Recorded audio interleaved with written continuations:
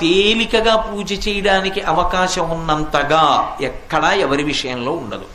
ఆయన గరికతో పూజ ఇష్టపడతాడు. గరిక దొరకంది ఎక్కడ నాకు చెప్పండి. గరిక దొరుకుతుంది. గరిక అంటే చాలామంది ఇలా నిలువుగా పెరిగినది అనుకుంటారు. నిలువుగా పెరిగితే దర్భ, నిలువుగా పెరిగినది కాదు.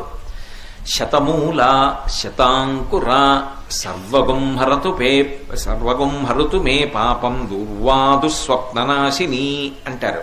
దుర్వాంకురములు అంటారు. ఏ గరికతో పూజ చెయ్యాలి అంటే నేల మీద పాకుతుంది గరిక. చూడండి, ఇలా ముందుకొస్తుంది, వేర్లు దింపుకుంటుంది.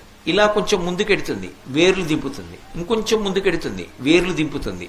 మీరు ఒక ఒడ్డును పట్టుకుని ఇలా పైకి ఎత్తారనుకోండి, పక్కపక్కనే వేర్లకి మట్టితో తీగలా పైకి లేస్తుంది. ఆ గరిక, దాన్ని దుర్వా అంటారు.